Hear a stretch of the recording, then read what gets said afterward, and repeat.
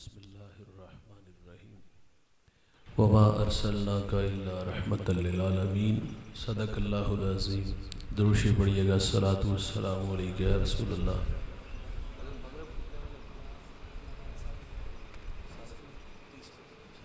سادہ کریں۔ حمد و ثنا کے بعد عزت و تکریم کے لائق تشریف فرما مقتدر علماء معزز محتشم حاضرین، السلام علیکم ورحمۃ اللہ۔ چند باتیں آپ کے گوش گزار کر کے گفتگو سمیٹ لوں گا۔ دعا ہے اللہ حق بیان کرنے کی توفیق عطا فرمائے۔ آواز کم کریں تھوڑی سی۔ ساگر صدیقی بارگاہ خیر الانام میں ہدیہ عقیدت پیش کرتا ہے۔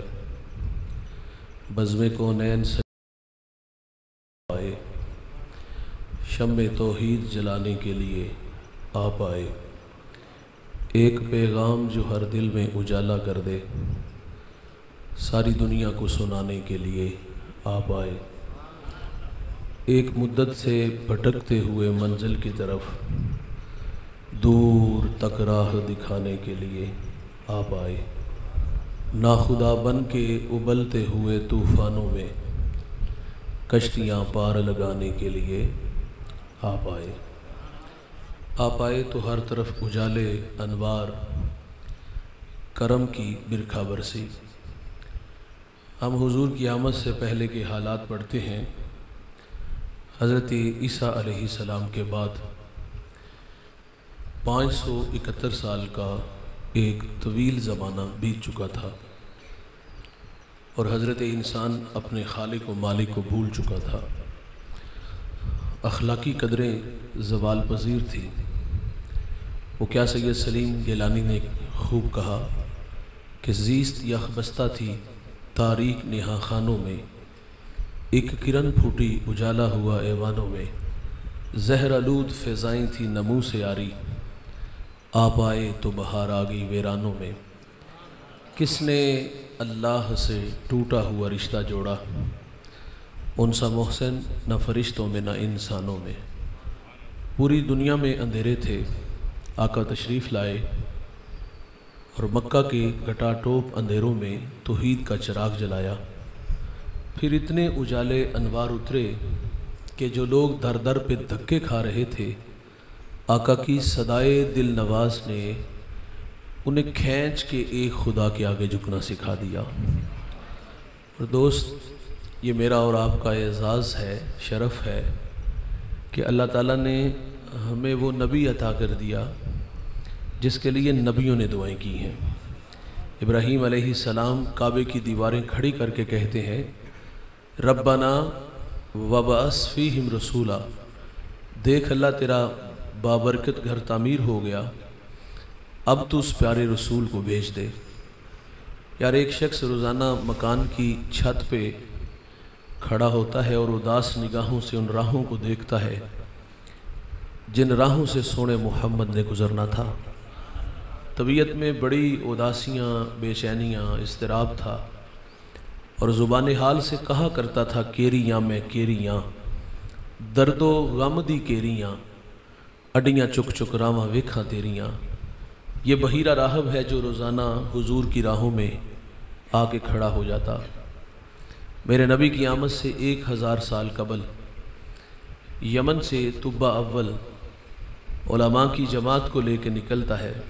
راستے میں یثرب آیا تو علماء نے بتایا کہ یہ جا آخر زمان محمد صلی اللہ علیہ وسلم کی ہجرت کی جا ہے، اور ساتھ انہوں نے معذرت کر لی، ہم یہاں سے آگے نہیں جائیں گے۔ اس نے پھر وہاں علماء کے لیے گھر بنائے اور ایک گھر اس نے حضور کے نام کا بنایا، بڑی عقیدت سے بنا، بڑے چاؤں سے بنا۔ اس جماعت کے جو بڑے عالم تھے شامون، وہ گھر ان کے سپرد کیا۔ پھر حضور کے نام ایک خط لکھا۔ خط کی تحریر بڑی میٹھی ہے، میں طبہ اول آپ پر ایمان لاتا ہوں، آپ پر اترنے والی کتاب کی تصدیق کرتا ہوں، حضور میں آپ کا سب سے پہلا امتی ہوں اور مجھے بروز حشر اپنے غلاموں میں شمار فرمائیے گا۔ خط لکھا، شامون کو دیا اور پھر احساس ذمہ داریاں کھینچ کے طبا کو یمن لے گئیں۔ عشاق کی بستی حضور کی راہوں میں ڈیرے جما کے بیٹھ گئی۔ طبا روزانہ وہ راہیں تکتا، کہیں سے کوئی سندیسہ، ہوا کا کوئی جھونکا میرے نام پیغام محبت لے آئے اور میں خود کو کھینچ کے در حبیب تک لے چلوں۔ لیکن ہوا کیا کہ طبا ہجر رسول میں تڑپ تڑپ کے جان دے دیتا ہے۔ عشاق کی بستی حضور کی راہوں میں ہے۔ میرے بھائی پھر 1000 سال کا طویل زمانہ بیت جاتا ہے۔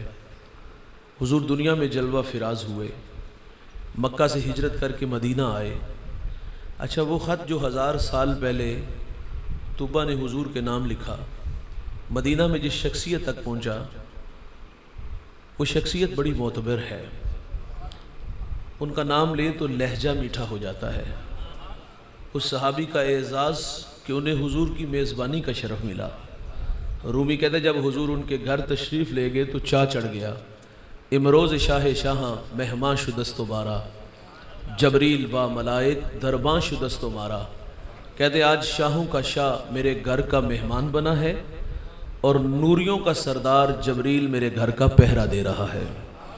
اس شخصیت کا نام حضرت ابو ایوب انصاری رضی اللہ تعالی عنہ ہے۔ حضور ہجرت کر کے مدینہ آئے اور باہم مشاورت سے یہ بات طے پائی کہ تقاضۂ محبت یہ ہے کہ حضور جب مدینہ آئے تو سب سے پہلے وہ خط جو 1000 سال پہلے طبا نے حضور کے نام لکھا وہ حضور کی خدمت میں پیش کیا جائے۔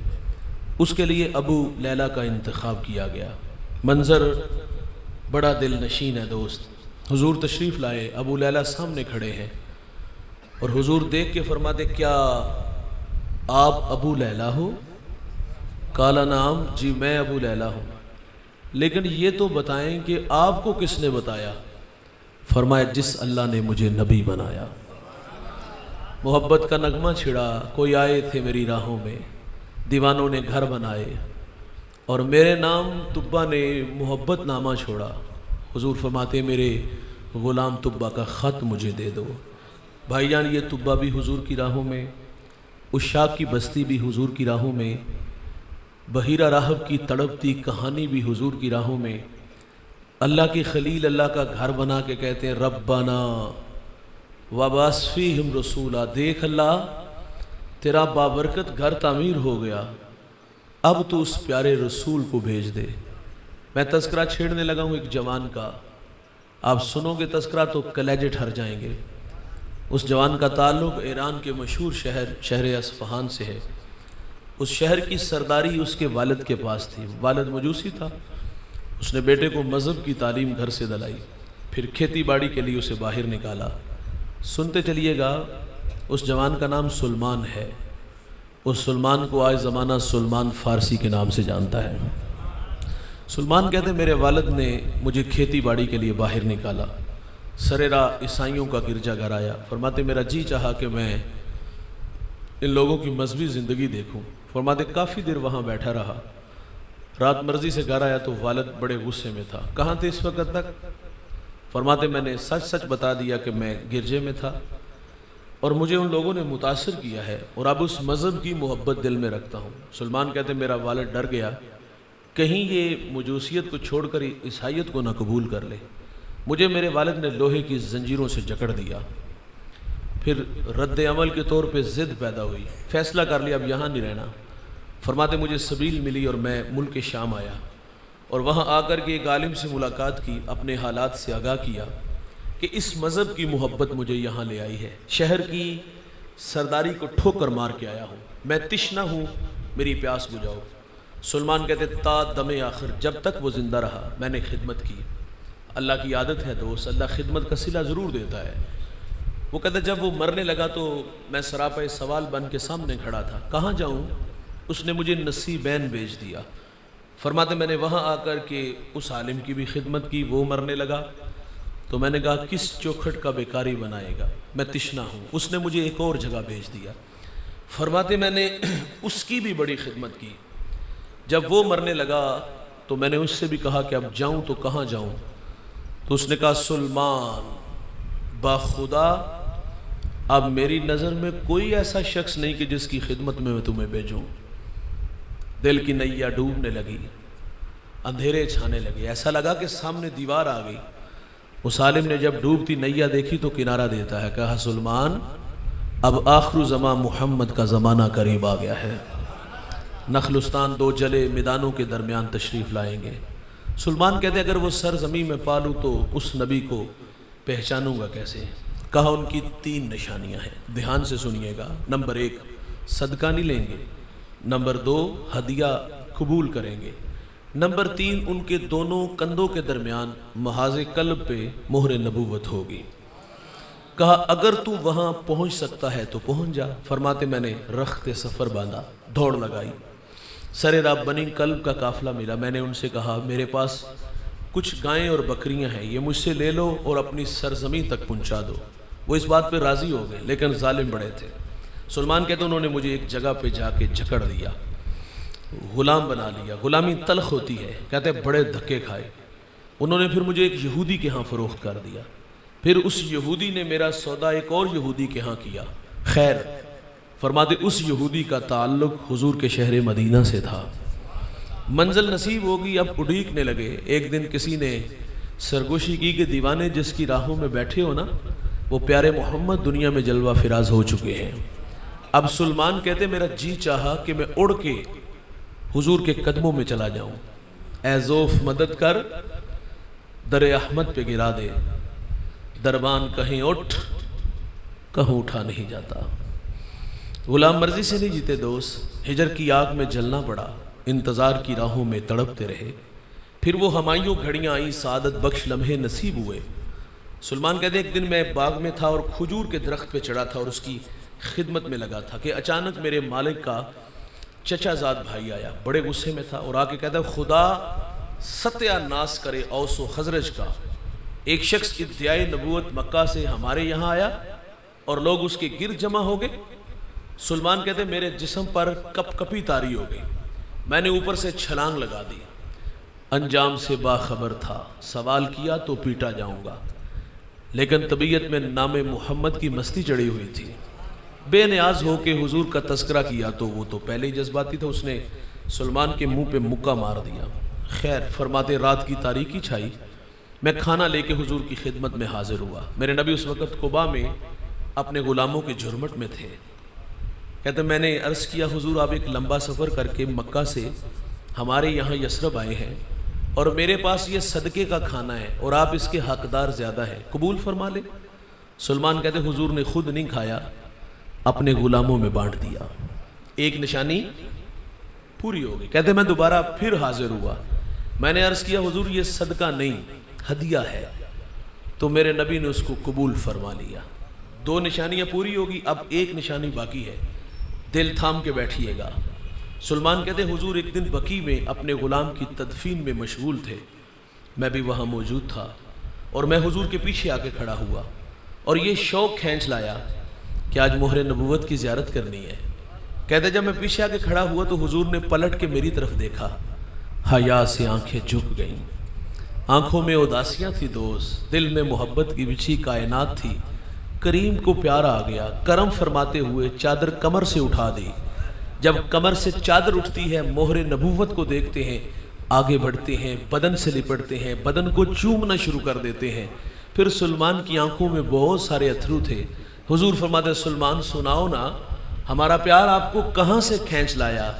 پھر کیا کہا، کبھی عرش پر کبھی فرش پر، کبھی ان کے در کبھی در بدر، غم عاشقی تیرا شکریہ، میں کہاں کہاں سے گزر گیا۔ یار یہ سلمان فارسی بھی حضور کی راہوں میں، طبہ اول بھی حضور کی راہوں میں، عشاق کی بستی بھی حضور کی راہوں میں، اور بحیرہ راہب کی تڑپتی کہانی بھی حضور کی راہوں میں۔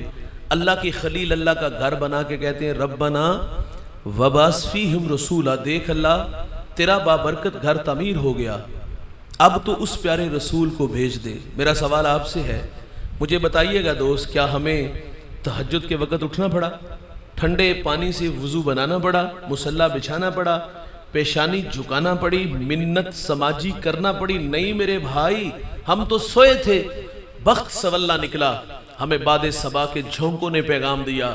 یار ہمیں تو مدینے سے ٹھنڈی ہواؤں نے یہ سندیسے دیے. آنکھ کھلی تو ماحول میں تازگی خوشبو اتنی پھیلی ہوئی تھی. ہمیں ان ہواؤں فضاؤں نے مسکرا کے پیغام دیا کہ مبارک ہو کہ تم محمد کے غلام بن کر آ رہے ہو. اس بات پہ ہم جتنا بھی فخر کریں وہ کم ہے. وہ نیازی کہا کرتے تھے یہ میری خوش قسمتی میں تیرا امتی، یاد ان کی نہ بھولو نیازی کبھی، وہ کہیں امتی تو بھی کیا یا نبی. میں ہوں حاضر تیری چاکری کے لیے اور فخر کا دل میں دریچہ باز کرنا چاہیے. جن کا تو آقا ہے ان کو ناز کرنا چاہیے. میرے قبلہ فرماتے ہیں ہمیں سو ناز ہے اس پر کہ ہم تیرے ہی منگتے ہیں. کوئی بھی در تیرے در کے سوا ہم نے نہیں دیکھا. حبیب دوسرا سا دوسرا ہم نے نہیں دیکھا. جو پہنچا ہو سر عرش اولا ہم نے نہیں دیکھا. یہ اعزاز میرا اور آپ کا ہے دوست کہ ہم اس نبی کے امتی بن کے آئے جس کے لیے نبیوں نے دعائیں کی ہیں. حضرت موسیٰ علیہ السلام نے ایک دن اللہ سے عرض کیا اللہم انی اجد فی الالواح امتا هم السابقون الاولون فاجعلهم امتی قال تلک امت احمد. عرض کی مالک میں نے الواح تورات میں ایک امت کو پڑھا ہے جو آئے گی سب سے آخر پہ. یہ آپ لوگوں کا تذکرہ ہے. آئے گی سب سے آخر پہ لیکن نمبر پہلا لے جائے گی. اے اللہ وہ امت میری امت بنا دے. فرمایا وہ تو میرے پیارے احمد کی امت ہے. 9 سوال تھے. ایک سوال یہ بھی تھا اللہ ایسی امت کو پڑھا ہے وہ صدقہ دیں گے کھا بھی خود جائیں گے وَيُجَرُونَ عَلَيْهَا اور اس کا اجر بھی خود لے جائیں گے. پہلی امتیں جب صدقہ دیتی تھی تو صدقے کی قبولیت کی دلیل کیا ہوتی؟ وہ پہاڑ پہ رکھتے آسمان سے آگ آتی اٹھا کے لے جاتی. یہ صدقے کی قبولیت کی دلیل. اور جس کا صدقہ قبول نہ ہوتا وہ وہیں پڑا رہ جاتا قوم میں شرمسار ہوتا. کتنا بد نصیب ہے کہ اس کے صدقے کو اللہ نے قبول ہی نہیں کیا. میرے بھائی ہمارا مال حلال کا ہے یا حرام کا؟ ہم نے جائز طریقے سے کمایا یا ناجائز طریقے سے؟ لوگوں کی ہڈیاں توڑی یا خون نچوڑا؟ ہم نے جیسے بھی کمایا یہ ہمیں پتا ہے. قبول وہی ہوگا جو رزق حلال ہوگا. حرام کا کروڑوں بھی دیں گے تو قبول ہے. پہلی مہربانی کیا ہوئی؟ اللہ نے ہمارے عیبوں پہ پردہ ڈال دیا. ہمیں رسوائی سے بچا لیا. یار ان کا اگر قبول نہیں نہ ہوتا تھا تو وہ رسوا ہوتے تھے. اچھا اگر قبول ہوتا تھا تو وہ کھا نہیں سکتے تھے آگ لے جاتی تھی. ادھر کہانی کیا ہے خود صدقہ دیا خود کھایا اور اجر بھی خود لے گئے. اللہ وہ امت میری امت بنا دے. فرمایا وہ میرے پیارے احمد کی امت ہے. ایک اور سوال کیا اللہ میں نے ایسی امت کو پڑھا ہے وہ نیکی کا ارادہ کریں گے. نیکی کی نہیں صرف نیکی کا ارادہ. اور ارادہ کیا کیا؟ دکھیوں کے کام آؤں گا بیواؤں کے کام آؤں گا کانٹوں بھری بستی میں سنت کے پھول اگاؤں گا جیوں گا اللہ کے لیے مروں گا اس کے دین کے لیے. میری دھڑکنیں میری سانسیں قرآن کی نوکری میں گزریں گی. یہ نیکی کا ارادہ نا. ہم یہاں آئے ہم نے اللہ رسول کی باتیں سنی اور یہاں بیٹھ کر کے نیکی کے جذبے لے کر کے میدان میں اترے. ابھی اترے نہیں بس نیکی کا جذبہ کہ میں لوگوں میں دائی بنوں گا میں مبلغ بنوں گا میں لوگوں کو کھینچ کے مسجد میں لاؤں گا چوک چباروں سے کھینچ کے اللہ کے حضور ان کی پیشانیاں جھکاؤں گا دکھیوں کے کام آؤں گا بیواؤں. یہ یہاں بیٹھ کے جذبہ پیدا ہوا. نہ یہاں سے ابھی اٹھے اور نہ کسی کو دعوت دی نہ کسی کو کھینچ کے مسجد میں لائے. آپ جانتے ہو ان جذبوں کی اللہ کے ہاں قدر کیا ہے؟ مومن کی نیت اس کے عمل سے بہتر ہوتی ہے. بھائی ایک شخص کے نامہ اعمال میں حج لکھا ہوگا وہ عرض کرے گا یا اللہ میں نے حج کیے ہی کوئی نہیں. اللہ فرمائے گا بتا جب حاجیوں کے قافلے چلتے تھے دل تڑپتا تھا؟ تو وہ کہے گا یا اللہ بڑا ہی تڑپتا تھا. فرمایا اسی تڑپ کی وجہ سے تیرے نامہ اعمال میں حج لکھ دیا گیا. نیکی کا ارادہ ہے بھائی نامہ اعمال میں نیکی لکھ دی جائے گی. کریں گے ایک لکھی ایک نہیں 10 جائیں گی. اے اللہ وہ امت میری امت بنا دے. فرمایا وہ تو میرے پیارے احمد کی امت ہے. ایک سوال اور کیا اللہ میں نے ایسی امت کو پڑھا ہے وہ گناہ کا ارادہ کریں گے. گناہ کیا نہیں گناہ کا ارادہ. اور کیا ارادہ کیا کہ رات شراب خانے میں جا کے شراب کے جام اڑائیں گے بند کمروں میں آبرو ریزی کریں گے. منحوس خیال آ گیا میں تنکوں کے نشے من میں اور میری ہمسائیگی میں بسنے والے سنگے مرمر کے بنے گھروں میں رہے. میرے بچے نانے شبینہ کو ترسیں اس کے گھر میں گھی کے چراغ جلے. میں قسم و پرسی کی زندگی گزاروں اور وہ عیش و عشرت میں رہے. منحوس خیال کیا آیا؟ راہزن بنوں گا لٹیرا بنوں گا ہاتھ حرام کی طرف بڑھاؤں گا لوگوں سے چھین کے کھاؤں گا. یہ اس نے گناہ کا ارادہ کیا ہے. ابھی گناہ کیا ابھی شراب کے جام لبوں تک نہیں آئے ابھی کسی کی عزت پہ ہاتھ نہیں ڈالا. بھائی اس نے گناہ کا ارادہ کیا ہے. اور یہاں فرشتے کو حکم بھی نہیں کہ میرے بندے کے دماغ کی سکرین پر اس وقت جو گندے خیال آ رہے ہیں مجھے پسند نہیں، اور اس کے کھاتے میں گناہ ڈال دو۔ وہاں نیکی کا ارادہ تو عطا ہوئی، یہاں گناہ کے ارادے سے گناہ نہیں لکھا جائے گا۔ فطرت میں بھول جانا ہے، اور اگر گناہ ہو جائے گا تو لکھا بھی ایک جائے گا، ایک تو روک لیا جائے گا نا، کہ ہو سکتا ہے یہ جو قدم سیلمے گھر کی طرف اٹھ رہے ہیں اللہ کے گھر میں آ جائیں، یہ جو ہاتھ حرام کی طرف بڑھا رہا ہے اللہ کے تھوڑے پر ہی راضی ہو جائے۔ گناہ کے ارادے سے گناہ نہیں لکھا جاتا بھائی، ہو جائے گا تو لکھا ایک جائے گا، اور اگر ندامت کے اتھرو اس کی چوکھٹ پہ لے کے آ جاؤ گے، معذرت کر لو گے، یہ وعدہ ہے اللہ کا، میں اس کے گناہ کو لوح محفوظ سے مٹا دوں گا۔ ہم تو مائل بکرم ہیں، کوئی سائل ہی نہیں، راہ دکھلائیں کسے، کوئی رہ روے منزل ہی نہیں۔ جو گناہ چھوڑتے ہیں دوست، عادت باری تعالیٰ ہے، وہ اس کے گناہوں پر کرم کا قلم پھیر دیتا ہے۔ سری سکتی فرماتے میں گزر رہا تھا تو میں نے سرے راہ ایک شرابی دیکھا، گندی نالی میں اس کا منہ تھا اور زبان سے اللہ اللہ کہہ رہا تھا۔ فرماتے مجھے اس پہ رحم آ گیا، میں نے اسے وہاں سے اٹھایا، میں نے کہا چاند سا چہرہ کہاں گندگی میں پڑا ہے، اور کان میں منہ دھو کر کے اتنا کہا، وہ بندہ خدا ناپاک منہ سے اس پاک ذات کا نام لیتے ہو۔ فرماتے ہیں کہ میں اس کا چہرہ دھو کے چلا گیا۔ اگلے دن تہجد کے وقت مسجد میں گیا تو میری آنکھیں کیا دیکھتی ہیں، کل جو شراب کے نشے میں گندی نالی میں پڑا تھا آج وہ مجھ سے پہلے مصلی پہ کھڑا ہے۔ ہاں فرماتے میں حیران ہوں، اللہ یہ تو بہت بڑا شرابی تھا۔ تو ہاتف سے آواز آئی، سری سکتی تو نے ہماری خاطر اس کا منہ دھویا، ہم نے تیری خاطر اس کا دل دھو دیا۔ اجساوی نے کھلے راوی نے، معذرت کریں گے تو یہ عادت ہے اللہ کی، اللہ معاف کر دیتا ہے۔ مدینہ میں ایک گویہ تھا، فنکار کی عزت آپ جانتے ہو فن کے ساتھ ہے، فنکار کا فن کمزور ہوتا ہے تو کون منہ لگاتا ہے؟ آپ نے بڑے بڑے نام سنے، لیکن جب بستر علالت پہ آئی، زندگی موت سے لڑنے لگے تو پھر بھیک مانگنے پہ مجبور ہوئے۔ تو یہ مدینے کا گویہ، جوانی میں آواز تھی تو لوگ گانا سنتے تھے، گانا سنتے تھے تو پیٹ کی آگ بجھتی تھی۔ اب بڑھاپا آ گیا تو آواز تو گئی، اب کوئی پاس نہیں بٹھاتا۔ ایک تو اپنے اس گناہ پہ معذرت کی کہ یا اللہ میں غلط کرتا رہا، جنت البقیع کے قبرستان میں کھڑا ہے، ایک معذرت کی، اور دوسرا کہا یا اللہ اب میں بڑھاپے میں کہاں دھکے کھاؤں گا، میرے لیے کوئی رزق کا بندوبست کر دے۔ یہ اپنے مالک سے وہ اپنی گزارشات پیش کر رہا تھا۔ تو حضرت عمر رضی اللہ تعالیٰ عنہ مسجد میں ماہوے استراحت تھے، خواب میں آواز آئی کہ عمر، بقیع کے قبرستان میں میرا بندہ مجھے مدد کو پکار رہا ہے، اٹھو اور اس کی مدد کو پہنچو۔ ننگے پاؤں ننگے سر دوڑ لگی ہے یار۔ جب قدموں کی آہٹ اس گویے نے سنی نا، پیچھے پلٹ کے دیکھا تو حضرت عمر تھے۔ کہتے ہیں اللہ آج عمر کے غضب سے بچا لینا۔ دوڑنے لگا تو آواز بڑی میٹھی آئی، میں خود نہیں آیا بھائی، مجھے کسی نے بھیجا ہے۔ کہا کس نے بھیجا ہے؟ کہا جسے تو ابھی ابھی پکار رہا تھا۔ کہتا ہے مالک ساری زندگی یہ دل تیری یاد سے غافل رہا، آج پیٹ کے لیے اللہ تجھے پکارا تو تو نے عمر کو میری مدد کے لیے بھیج دیا۔ بس ایک چیخ ماری اور جان آفرین کے سپرد کی، اور اس کا اعزاز بھائی کہ اس کا جنازہ حضرت عمر رضی اللہ تعالیٰ عنہ نے پڑھایا تھا، قبر میں بھی خود اتارا تھا۔ تو جو معذرت کر لیتے ہیں دوست، اللہ معاف کر دیتا ہے۔ بنی اسرائیل میں ایک نوجوان تھا جس کا نام کفل ہے۔ کفل کسی شریف آدمی کا نام نہیں، بہت بڑا بدماش ہے، اور اس کی بدماشی وہ غریبوں کی بیٹیوں کو لوٹتا تھا۔ ایک دفعہ اس نے 60 دینار میں کسی مجبور بیٹی کو خریدا، خلوت میں اس کے پاس گیا، دیکھا تو وہ رو رہی تھی۔ کفل سمجھتا تھا میرے پہلو میں آنے والی ہر بیٹی بے غیرت ہوتی ہے، لیکن یہاں برستے آنسو دیکھے تو قدم رک گئے، کیوں رو رہی ہو؟ اس نے کہا کفل میں شوق سے نہیں آئی، مجھے غربت، مجھے بھوک تیرے تک کھینچ لائی ہے۔ یہاں رک کر کے ایک جملہ عرض کروں گا، جب مالدار لوگ، جب سرمایہ دار لوگ، جب وڈیرے لوگ غریبوں کا حق نہیں نہ دیتے تو پھر غریبوں کی بیٹیاں نیلام ہو جاتی ہیں۔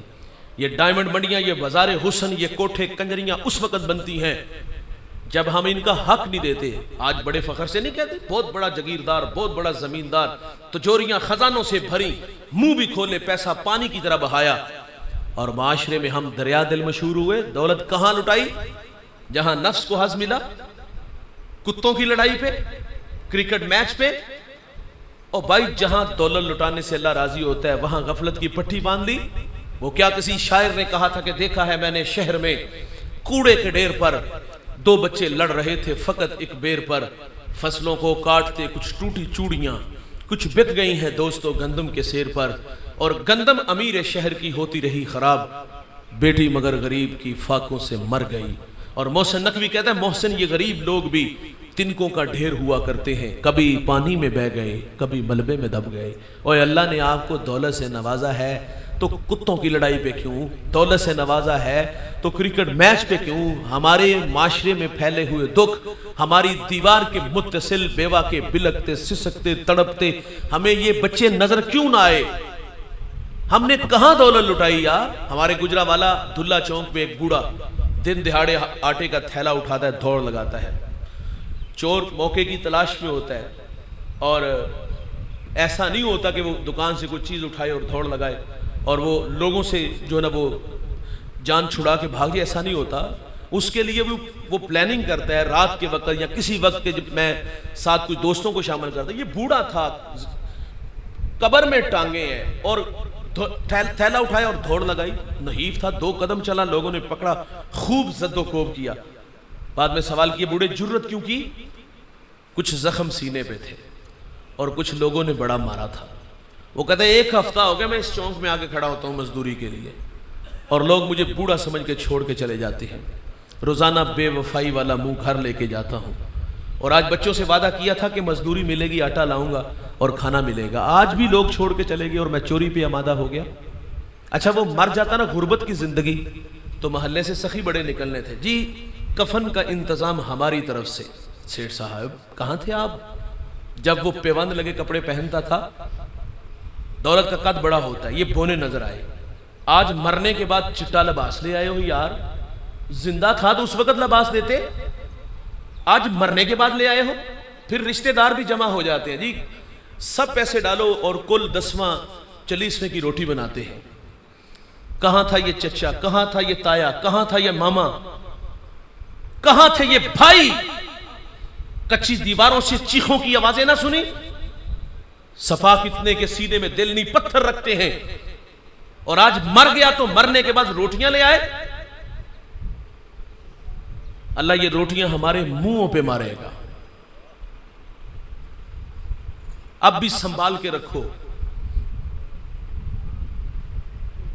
کفل کے پہلو میں تڑپتی بیٹی کسی مجبور کی بیٹی تھی، بھوک کھینچ لائی، بس یہ ایک جملہ تھا جو کفل کی ہدایت کا سبب بنا۔